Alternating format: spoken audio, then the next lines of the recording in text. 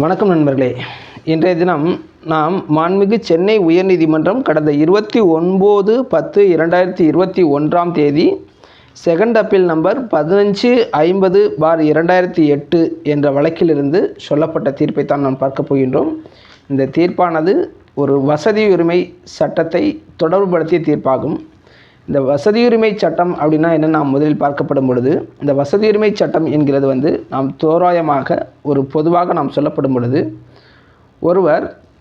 ஒருவருக்கு ஒரு சொத்தின் மீது எந்தவிதமான உரிமையும் இல்லாமல் இருக்கப்படும் பொழுது, அந்த சொத்தின் மீது ஒரு உரிமையை கேட்கப்படும் பொழுது அதுதான் இதில் வசதியுரிமை அப்படின்னு சொல்லப்படுறாங்க. அப்படி என்னன்னு பார்த்தீங்கன்னா, ஒரு சொத்தின் மீது ஒருவருக்கு தனிப்பட்ட உரிமை உள்ளதா, அல்லது பொது உரிமை உள்ளதா, அல்லது பயன்பாட்டு உரிமை உள்ளதா அப்படிங்கிறத நாம் பார்க்கப்பட வேண்டும். இவ்வாறான இந்த பயன்பாட்டு உரிமை என்று சொல்லப்படக்கூடிய உரிமை தான் வசதி உரிமை அப்படியாகும்.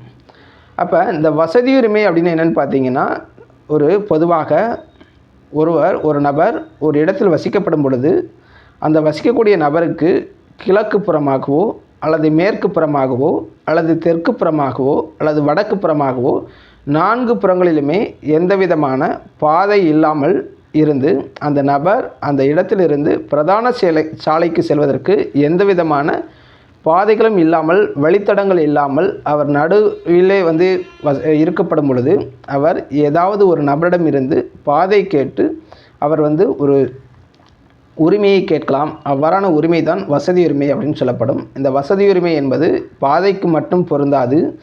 அந்த வீட்டில் ஒரு வீட்டில் வசிக்கக்கூடிய நபருக்கு வரக்கூடிய காற்றினை தடுக்கும் விதமாக கட்டிடங்கள் கட்டியிருந்தாலோ, அல்லது வேறு இயற்கையாக கிடைக்கக்கூடிய எதனையும் பயன்படுத்துவதற்கு தடையை ஏற்படுத்தினாலோ, அவ்வாறான தடையை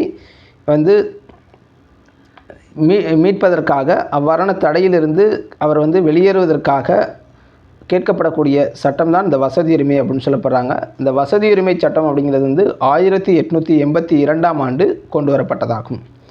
இந்த வசதி உரிமை சட்டத்தை பொறுத்து இந்த சட்டம் என்ன சொல்லுகிறதுன்னு பார்த்தீங்கன்னா, 1882ஆம் ஆண்டு பிரிவு 4 என்ன சொல்கிறது அப்படின்னு பார்த்தீங்கன்னா, தனக்கு உரிமை இல்லாத மற்றொருவருக்கு சொந்தமான, நன்கு தெரிந்து கொள்ள வேண்டும், தனக்கு உரிமை இல்லாத மற்றொருவருக்கு சொந்தமான ஒரு சொத்தின் உரிமையாளர் அல்லது சுவாதீனத்தில் இருப்பவர் என்கிற வகையில், ஒரு சொத்தின் உரிமையாளராக கூட இருக்கலாம், அல்லது அந்த சொத்தில் அவர் சுவாதீனத்தில் இருந்தால் அவ்வளோ வாடகை கூட அவர் இருப்பவர் இருக்கின்றார் என்கின்ற வகையில் அந்த நிலத்தை அனுபவிப்பதற்கான ஒரு செயலை செய்வது மற்றும் தொடர்ந்து செய்வது, ஒரு செயலை செய்யாமல் இருப்பது அல்லது செய்வதை தடுப்பது அல்லது தொடர்ந்து தடுப்பது வசதியுரிமை எனப்படும் அப்படின்னு சொல்கிறாங்க. இதை ஆங்கிலத்தில் ஈஸ்மெண்ட்ரி ஆஃப் நெசசிட்டி என்று சொல்வார்கள். அப்போ நீங்கள் ஒரு இடத்தில் வசிக்கப்படும் பொழுது, அந்த இடத்தில் நீங்கள் வசித்து பிரதான சாலைக்கு செல்வதற்கு உங்களுக்கு எந்த விதமான பாதையும் இல்லாமல் ஏதாவது ஒரு இடையூறு செய்து அல்லது ஒரு சுற்றுச்சுவர் எழுப்பினாலோ, அவ்வாறான சுற்றுச்சுவரை எழுப்பக்கூடாது என்று கேட்பதற்கு உங்களுக்கு உரிமை உள்ளது.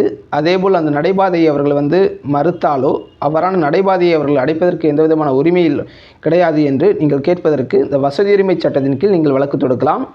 அந்த பாதை பொது பாதையாக இருக்க வேண்டிய அவசியமில்லை. ஒரு தனிப்பட்ட நபரின் பாதை, தனிப்பட்ட நபரினுடைய நிலத்தில் கூட செல்லலாம். அதனை நீங்கள் கேட்பதற்கு உங்களுக்கு முழு உரிமை உண்டு. எந்த சட்டத்தின் கீழ் பார்த்தீங்கன்னா வசதியுரிமை சட்டத்தில் அப்படிங்கிற கீழ் உங்களுக்கு உரிமை உண்டு. அப்போ இதுதான் இந்த வசதி உரிமை சட்டத்தில் சொல்லப்பட்டுள்ளது. இவ்வாறான சம்பந்தப்பட்ட வழக்குகளை தான் நாம் இன்றைக்கு பார்க்க போகின்றோம். இந்த வழக்கு தரப்பினர்கள் யாருன்னு பார்த்தீங்கன்னா, செல்வராஜ் மற்றும் பலர் அப்படிங்கிறவங்க மேல்முறையீட்டு மனுதாரராகவும், பாலகிருஷ்ணன் அப்படிங்கிறவர் மேல்முறையீட்டு எதிர்மனுதாரராகவும் இந்த வழக்கில் தரப்பினர்களாக உள்ளனர். இந்த வழக்கை பார்க்கப்படும் பொழுது இந்த வழக்கினுடைய சுருக்கம் என்னவென்று நாம் முதலில் பார்க்கப்பட வேண்டும். இந்த வழக்கானது என்ன பண்ணுறாங்கன்னு பார்த்தீங்கன்னா, இந்த இரண்டாவது மேல்முறையீடானது கூடுதல் மாவட்ட நீதிமன்றம் அரியலூர் அவர்களால் AS நம்பர் 93/2003 என்ற வழக்கில் கடந்த 13/6/2007 வழங்கப்பட்ட தீர்ப்பை எதிர்த்து தான் தாக்கல் செய்யப்பட்டுள்ளது இந்த இரண்டாவது மேல்முறையீடு. அப்போ இந்த கீழமை நீதிமன்றத்தில் இந்த வழக்கு எவ்வாறு நடைபெற்றது அப்படின்னு பார்க்கப்படும் பொழுது, இந்த கீழமை நீதிமன்ற வழக்கின் பிரதிவாதியின் தந்தை பெயர் ரத்னம் முதலியார் ஆவார். கீழமை நீதிமன்ற வழக்கின் பிரதிவாதியின் தந்தை பெயர் ரத்னம் முதலியார் ஆவார். ரத்னம் முதலியாரின் மகன்தான் ஆறுமுக முதலியார் ஆவார். இந்த ரத்னம் முதலியாரின் சகோதரர் தான் சொக்கலிங்கம் முதலியார் ஆவார். இந்த வழக்கில் சுட்டிக்காட்டப்பட்டுள்ள G2 G1 GC D1 BA அப்படிங்கிற சொத்துக்கள் வந்து ரத்ன முதலியாருக்கு ஒதுக்கப்பட்டுள்ளது. அதேபோல் வழக்கில் இன்னொரு அட்டவணை சொத்துக்கள் சுட்டிக்காட்டப்பட்டுள்ளது. அது வந்து A2 AA1 BB1 MK2 K1 K அவங்க இது வந்து சொக்கலிங்க முதலியாருக்கு ஒதுக்கப்பட்டுள்ளது. மேற்படி சொக்கலிங்க முதலியாரின் இறப்பிற்கு பின்னர் அவருடைய மகன் தங்கவேல் முதலியார் என்பவர் வந்து அவருக்கு ஒதுக்கப்பட்ட சொத்துக்களை அனுபவித்து வருகின்றார். இந்நிலையில் தங்கவேல் முதலியார் என்ன பண்ணுறாருன்னா தோட்டத்தை மட்டும் மேற்படி ரத்ன முதலியாருக்கு விற்பனை செய்து விட்டார். தங்கவேல் முதலியார் என்ன பண்ணுறாருன்னா அவருடைய தோட்டத்தை அவருக்கு ஒதுக்கப்பட்ட சொத்தை ரத்ன முதலியாருக்கு விற்பனை செய்து விட்டார். ரத்ன முதலியாருக்கு ஒதுக்கப்பட்ட சொத்துடன் சேர்த்து கிரயம் பெற்ற சொத்தையும் அனுபவித்து வருகிறார். இந்த தோட்டத்தையும் என்ன பண்ணுறாருன்னா அவருக்கு ஒதுக்கப்பட்ட சொத்துடன் சேர்த்து அனுபவித்து வருகிறார். இந்த ரத்ன முதலியாருக்கு ஒதுக்கப்பட்ட சொத்தில் மாட்டு கொட்டகை அமைந்துள்ளதும் அந்த மாட்டு கொட்டகையை பயன்படுத்த வடபுறமாக உள்ள பாதையை பயன்படுத்தி வந்தார். யாருன்னா இந்த ரத்ன முதலியாருக்கு ஒதுக்கப்பட்ட சொத்தில் மாட்டு கொட்டகை அமைந்துள்ளது. அந்த மாட்டு கொட்டகையை பயன்படுத்த வடபுறமாக உள்ள ஒரு பாதையை பயன்படுத்தி வந்தார் என்றும் ரத்ன முதலியாரின் மகன்களில் ஒருவர் பெயர் மாரிமுத்து ஆவார். அந்த மாரிமுத்து ஆனவர் திருமணம் முடிந்து அவருடைய மனைவி கருவுற்ற நேரத்திலேயே இறந்துவிட்டார். அவ்வாறான அவருடைய இறப்பிற்கு பின்பு அந்த மாரிமுத்துவின் மகன் தான் இளவரசன் ஆவார். இதுதான் இந்த வழக்கினுடைய சுருக்கம். அப்பொழுது மேற்படி ரத்ன முதலியார் இளவரசன் என்பவருக்கு வழக்கு சொத்தினை உயில் எழுதி வைக்கின்றார்.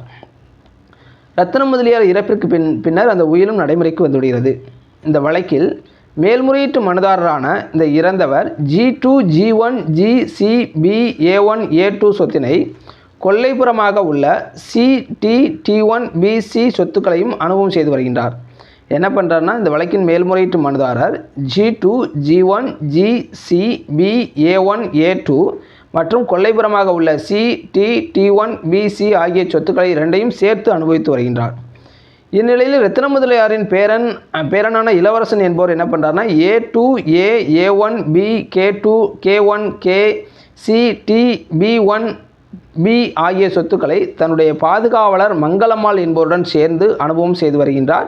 மேற்படி இளவரின் சொத்துக்களில் கால்பாகமான வடபுறமாக உள்ள பாதையை பயன்படுத்தப்பட வருகிறது. மேற்படி இளவரின் சொத்துக்களில் தான் வந்து என்ன பண்ணுறாங்கன்னா இந்த வடபுறமாக உள்ள பாதையின் வந்து பயன்படுத்தப்பட்டு வருகின்றது. இந்நிலையில் இளவரின் நலனுக்காக இந்த மங்களம்மாள் என்ன பண்ணுறாங்கன்னா A2 A A1 B K2 K1 K சொத்துக்களை வாதியிடம் விற்பனை செய்து விட்டார்.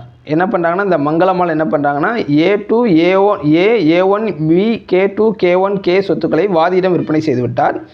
மேற்படி வாதியிடம் விற்பனை செய்யப்பட்ட விற்பனை பத்திரத்தில் வாதிக்கு பாத்தியப்பட்ட மாட்டுக்கொட்டகைக்கு செல்வதற்கு வாதியானவர் வடக்கு புறமாக உள்ள நடைபாதையாக பயன்படுத்தி கொள்ளலாம் என்று குறிப்பிடப்பட்டுள்ளது அப்படின்னு சொல்லி இந்த வழக்கை தாக்கல் செய்கிறார். வாதியிடம் விற்பனை செய்யப்பட்ட சொத்துக்களில் மாட்டுக்கொட்டகைக்கு செல்வதற்கு வசதியாக வடபுறமாக உள்ள நடைபாதையை பயன்படுத்தி கொள்ளலாம் என்று குறிப்பிடப்பட்டுள்ளது. இதை தான் நாம் மிக தெளிவாக தெரிந்து கொள்ள வேண்டும். இந்த வழக்கினுடைய சொத்து விவரங்கள் எல்லாம் நாம் தெரிந்து கொள்ள வேண்டிய அவசியம் இல்லை. வசதியுரிமை சட்டம்னா என்ன, அது எதன் அடிப்படையில் தாக்கல் செய்யப்பட வேண்டும், எந்த சட்டப்பிரிவின் கீழ் தாக்கல் செய்யப்பட வேண்டும் அப்படிங்கிறத நாம் முதலில் நாம் வந்து தெரிந்து கொள்ளப்பட வேண்டும். ஒரு வசதியுரிமை என்பதனை பொறுத்து எவ்வாறு நீதிமன்றத்தில் நாம் வந்து என்ன பண்ண முடியும், நிலைநாட்ட முடியும் அப்படிங்கிற விஷயத்தை நாம் தெரிந்து கொள்ளப்பட வேண்டும்.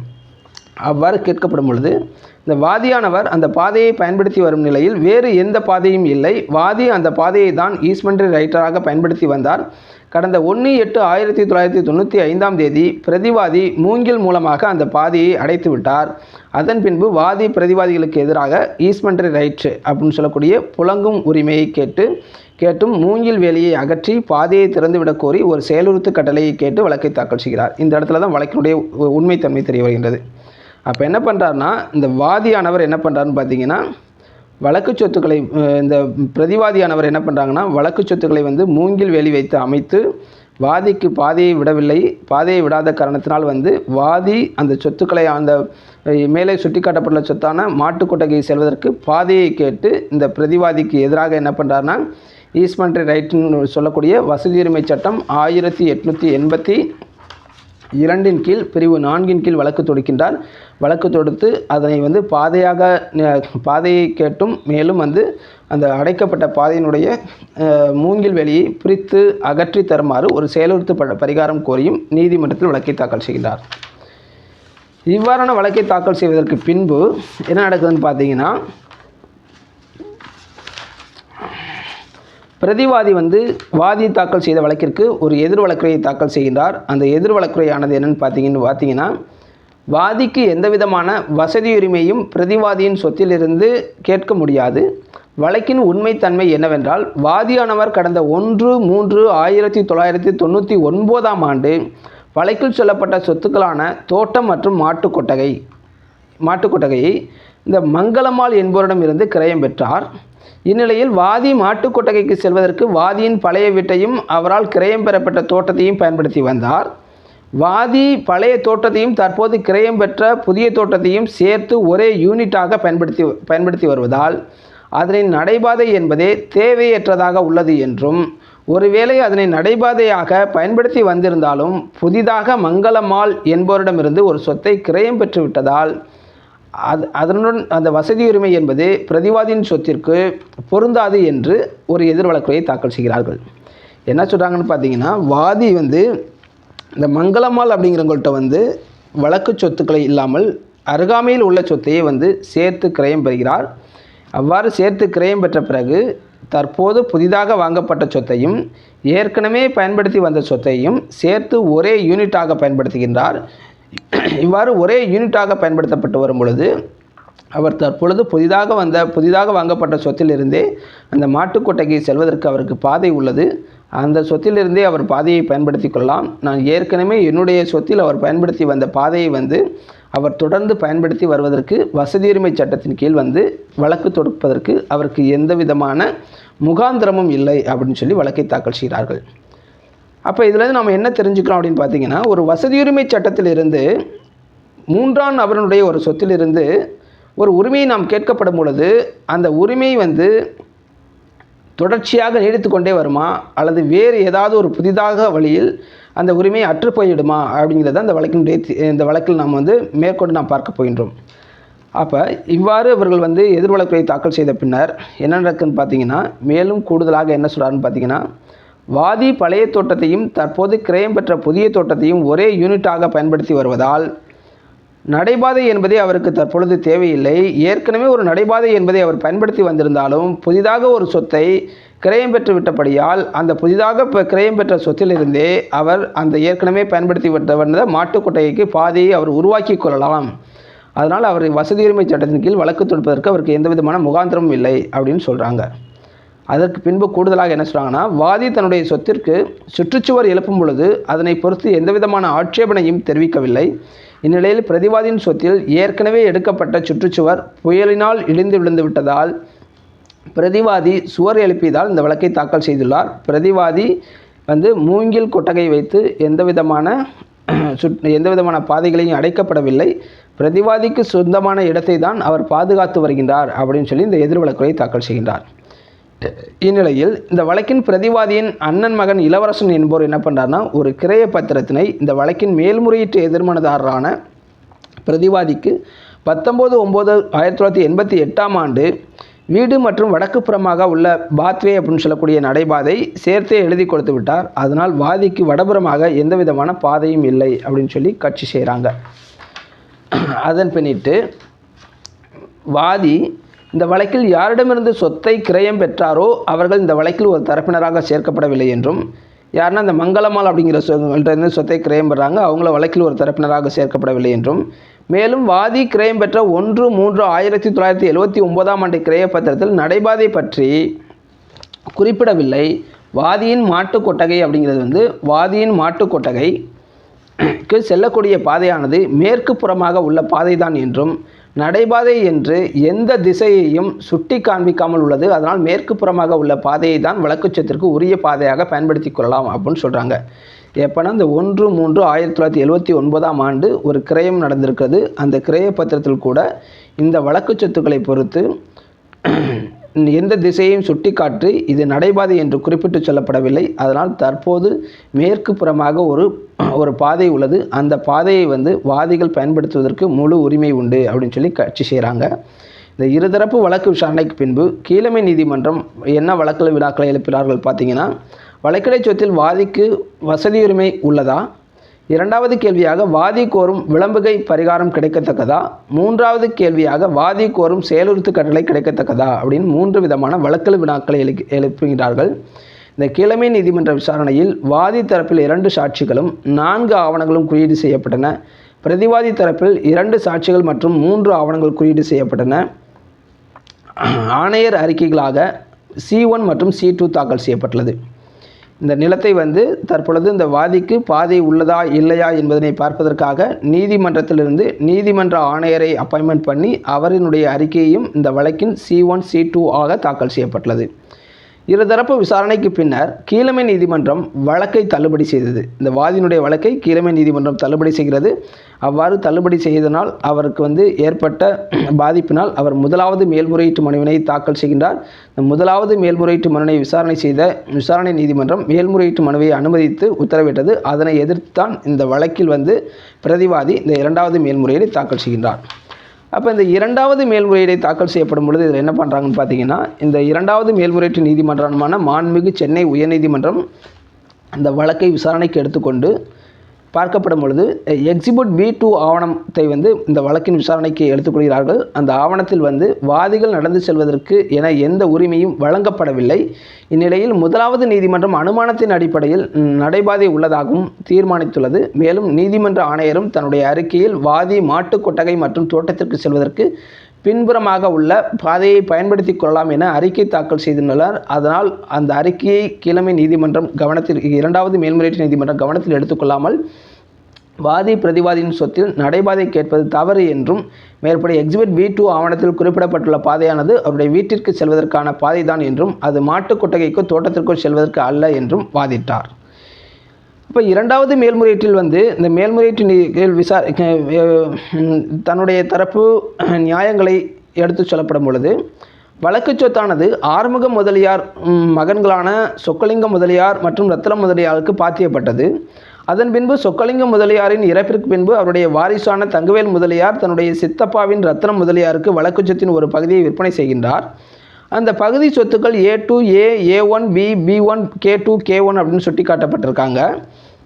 மேற்படி சுட்டிக்காட்டப்பட்டுள்ள சொத்துக்களுடன் சேர்த்து ரத்தினம் முதலியார் அவருடைய மூதாதையர் சொத்துக்களையும் சேர்த்து பயன்படுத்தி வந்தார். அதனால் நீதிமன்ற ஆணையரின் அறிக்கை மற்றும் தோற்றத்தை பார்க்கப்படும் பொழுது வாதிக்கு மேற்கு புறமாக உள்ள சொத்து மற்றும் மாட்டு கொட்டகைக்கு செல்வதற்கு வழக்கு சொத்திற்கு நடைபாதை தேவையில்லை. வாதிகள் சௌகரியத்திற்காக அவருடைய நிலத்திற்குரிய தென் வடலான பாதையை பயன்படுத்தி கொள்ளலாம். அதனால் மாட்டுக்கொட்டைக்கு செல்வதற்கு வழக்கு சொத்தின் பாதையானது இன்றியமையான தேவையை ஏற்படுத்தப்படவில்லை அப்படிங்கிற ஒரு விதமான கட்சியை எடுத்து மேலும் ஹீரோ வினோத் வாசஸ் த சேசம்மாள் அப்படின்னு சொல்லக்கூடிய வழக்கில் 2006ஆம் ஆண்டு 4 CTC 79 அப்படின்னு சொல்லக்கூடிய ஒரு வழக்கில் என்ற தீர்ப்பையும் சொல்கிறாங்க. வசதியுரிமையை பொறுத்து 2 நபர்களுக்கிடையே ஒரு ஒப்பந்தம் ஏற்பட்டு அந்த ஒப்பந்தத்திற்கான தேவை அற்றுப்போய்விட்டாலும் அந்த வசதியுரிமையை பொறுத்து தொடர்ந்து இருக்கும் என்று ஒப்பந்தம் ஏற்பட்டு இருக்க வேண்டும் அப்படின்னு சொல்கிறாங்க. அப்போ ஒரு வசதி உரிமையோ ஒரு சொத்தில் நடைபாதையாக இந்த சொத்துக்களை நான் இதனை பயன்படுத்தி கொள்கிறேன் என்று இரு தரப்புக்கும் ஒரு விதமான ஒப்பந்தம் இருந்திருக்க வேண்டும். அவ்வாறான ஒப்பந்தங்களை பொறுத்து என்ன பண்ணணும்னு சொல்லணும்னா, தேவை பூர்த்தி அடைந்து விட்டாலும் கூட பின்னாளிலும் அந்த ஒப்பந்தம் நீடிக்கும் அப்படின்னு சொல்லிட்டு ஏதாவது ஒப்பந்தங்கள் அவர்களுக்குள் ஏற்பட்டிருக்க வேண்டும். இந்த வழக்கில் அவ்வாறான எந்த விதமான ஒப்பந்தமும் ஏற்படவில்லை அப்படிங்கிற ஒரு தீர்வை சொல்கிறாங்க. 2வது தீர்வாக இந்த வழக்கில் அப்படி நடைபாதையை பொறுத்து எந்த விதமான ஒப்பந்தமோ ஆவணங்களோ ஏற்படுத்தி கொள்ளவில்லை. வழக்கு சொத்தின் பாதை குறித்து 2 தரப்புமே எந்த விதமான நிபந்தனைகளையும் வகுக்கவில்லை அப்படின்னு சொல்கிறாங்க. வழக்கு சொத்தினுடைய பாதையை பொறுத்து 2 தரப்புமே எந்த விதமான நிபந்தனைகளையும் விதித்துக் கொள்ளப்படவில்லை, எந்த விதமான ஒப்பந்தமும் ஏற்படுத்தி கொள்ளவில்லை. இருதரப்பு ஆவணங்களையும் முழுமையாக படித்து பார்க்கும் பொழுது நடைபாதை உரிமை குறித்து எதிலும் குறிப்பிட்டு சொல்லப்படவில்லை அப்படின்னு சொல்கிறாங்க. இந்த நடைபாதையினுடைய உரிமையை பொறுத்து எந்த பத்திரங்களிலும் குறிப்பிட்டு சொல்லப்படவில்லை.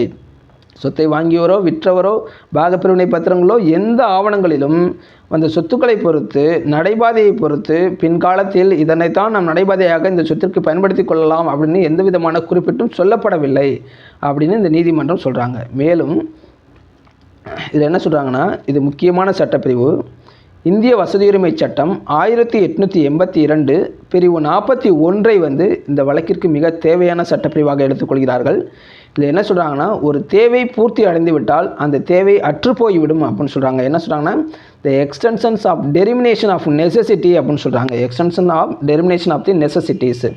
ஒரு தேவை பூர்த்தி அடைந்து விட்டால் அந்த பூர்த்தி அடைந்த மறு வினாடியில் இருந்து அந்த தேவை அற்று போய்விடும் அப்படின்னு சொல்கிறாங்க. அப்படின்னா என்னென்னா, ஏற்கனவே இந்த வழக்கில் வாதி இந்த பிரதிவாதிக்கு சொந்தமான நடைபாதையை பயன்படுத்தி வந்திருக்கார். மாட்டுக் கொட்டகைக்கு செல்வதற்கு பயன்படுத்தி வந்திருக்கிறார். அதில் எந்த விதமான கட்சியும் இல்லை. ஆனால் தற்பொழுது அதற்கு அருகாமையிலேயே ஒரு சொத்தை அவர் கிரயம் பெறுகின்றார் புதிதாக. அப்போ புதிதாக கிரயம் பெற்ற சொத்திலிருந்து அவர் அந்த மாட்டுக் கொட்டகைக்கு செல்வதற்கு வழி இருக்கிறது, அல்லது அவரே தானாகவே அந்த சொத்தில் அவர் வழியை உருவாக்கி கொள்ளலாம். அவ்வாறு தானாகவே அந்த வழியை உருவாக்கி கொள்ளாமல் ஏற்கனவே வாதியினுடைய சொத்தில் பயன்படுத்தி வந்த ஏற்கனவே பிரதிவாதியினுடைய சொத்தில் பயன்படுத்தி வந்த பாதையை தொடர்ந்து எனக்கு வேண்டும் அப்படின்னு சொல்லி இந்த ஈஸ்ட்மென்ட் ரைட் ஆக்டின் படி அவர் வழக்கு தொடுக்க முடியாது அப்படின்னு சொல்கிறாங்க. அப்போ என்ன சொல்கிறாங்கன்னா, செக்ஷன் 41 இந்தியன் ஈஸ்ட்மென்ட்ரி ஆக்ட் 1882 என்ன சொல்கிறாங்கன்னா, ஒரு தேவை பூர்த்தி அடைந்து விட்டால் அந்த தேவை அற்று போய்விடும் அப்படின்னு சொல்கிறாங்க. Extensions of the termination of necessity அப்படின்னு சொல்கிறாங்க. இந்த வழக்கில் ஏற்கனவே வாதி பிரதிவாதியின் சொத்தில் பாதையை பயன்படுத்தி வந்திருந்தாலும் அவர்களுக்கு இடையில் எந்த விதமான ஒப்பந்தமும் இல்லை என்றாலும் எந்த விதமான நிபந்தனைகளும் இல்லாத தருவாயிலும் கூட அவர் அருகாமையிலேயே ஒரு சொத்தை வாங்கிவிட்டார். அதனால் அருகாமையில் புதிதாக வாங்கப்பட்ட சொத்தில் அவர் பாதையை உருவாக்கி கொள்ளலாம். அதனால் ஏற்கனவே இருந்த உரிமை அவருக்கு அற்று போய்விடுகிறது அப்படின்னு ஒரு தீர்வை சொல்கிறாங்க. அப்போ இந்த வழக்கில் பாதையை பயன்படுத்திய பின்னர் அந்த பாதையின் அருகாமையிலேயே மற்றொரு சொத்தை வாங்கி ஏற்கனவே பயன்படுத்திய சொத்தையும் புதிதாக வாங்கிய சொத்தையும் சேர்த்து ஒன்றாக அனுபவித்து வருகையிலால் முதலாவது மேல்முறையீட்டு நீதிமன்றம் பிரிவு 41 ஈஸ்ட்மென்ட்ரி ஆக்ட் 1882 படி தீர்ப்பு வழங்கியது தவறு. அதனால் முதலாவது மேல்முறையீட்டு நீதிமன்றம் வழங்கிய தீர்ப்பை ரத்து செய்து கீழமை நீதிமன்றம் வழங்கிய தீர்ப்பை உறுதி செய்து இந்த மேல்முறையீட்டு மனுவினை அனுமதிக்கின்றார்கள். அப்போ என்ன சொல்கிறாங்கன்னு பார்த்தோன்னா, இந்த வழக்கினுடைய வாதிக்கு பிரதிவாதியின் சொத்தில் எந்த விதமான பாதையும் கிடையாது. எந்த சட்டத்தின் அடிப்படையில்? இந்த வசதியுரிமை சட்டம் 1882 பிரிவு 4 அடிப்படையில் அவருக்கு எந்த விதமான பாதையும் கிடையாது. அவர் புதிதாக வாங்கிய சொத்தில் அவர் ஒரு பாதையை உருவாக்கி கொள்ளலாம் அப்படின்னு சொல்லி தீர்ப்பளிக்கின்றார்கள். அப்போ இந்த வழக்கிலிருந்து நாம் என்ன தெரிந்து கொள்ள போகின்றோம் என்றால், ஒரு சொத்தை பொறுத்து நாம் வாங்கப்படும் பொழுது அந்த சொத்தில் ஏதாவது பாதை சம்பந்தப்பட்டதாக ஒரு பாகப்பிரிவினை சொத்தில் நீங்கள் வாங்கப்படும் பொழுது, உதாரணமாக இந்த வழக்கிற்கு தொடர்பற்றது, இந்த தீர்ப்பிற்கு தொடர்பற்றது ஒரு பாகப்பிரிவினை சொத்தை ஒரு 4 நபர்கள் இருக்கப்படும் பொழுது 4 அண்ணன் தம்பியிடமிருந்து தாங்கள் ஒருவருடைய பாகத்தை தாங்கள் வாங்கப்படும் பொழுது அந்த 3 நபர்களுக்கு இடையில் உள்ள பாதையை இந்த புதிதாக ஒரு சொத்தை வாங்குவோரும் பயன்படுத்தி கொள்ளலாம் அப்படின்னு சொல்லி அவர்களுக்குள் என்ன பண்ணணும், ஒரு விதமான ஒப்பந்தம் போட்டுக்கொள்ள வேண்டும். அவ்வாறு ஒரு பாகப்பிரிவினை சொத்தை ஒரு 3ஆம் நபர் வாங்கப்படும் பொழுது அந்த சொத்தை கிரயம் பெற்றவர் அந்த பாதையை பயன்படுத்தப்பட வரும் பொழுது அவர்கள் கட்சி செய்யலாம். நாங்கள் கூட்டு குடும்பமாக இருக்கப்படும் பொழுது இந்த பாதையை நாங்கள் பயன்படுத்தி வந்தோம். தற்பொழுது இந்த சொத்தை நீங்கள் கிரயம் பெற்றிருந்தாலும் நீங்கள் ஒரு 3ஆம் நபர் எங்களுடைய கூட்டு குடும்ப சொத்தில் உள்ள பாதையை நீங்கள் பயன்படுத்துவதற்கு உங்களுக்கு உரிமை கிடையாது அப்படின்னு சொல்லி கூட அவர்கள் கட்சி செய்வதற்கு வாய்ப்பு உண்டு.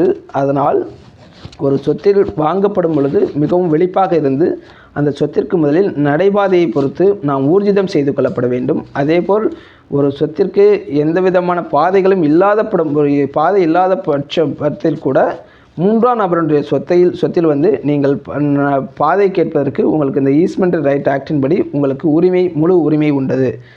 அதனால் ஒரு வசதி உரிமை சட்டத்தின் கீழ் நீங்கள் வழக்கு தொடுக்கப்படும் பொழுது நீங்கள் 1882 பிரிவு 4 அடிப்படையில் தான் நீங்கள் இப்போ வழக்கை நீங்கள் தொடுப்பதற்கு உங்களுக்கு முகாந்திரம் உள்ளது அப்படின்னு சொல்லி இந்த வழக்கை இந்த தீர்ப்பை பொறுத்தளவு நான் டிஸ்கிரிப்ஷன் பாக்ஸில் சொல்லியிருக்கேன். தேவையான நண்பர்கள் எடுத்து படித்துக்கொள்ளலாம். நன்றி நண்பர்களே.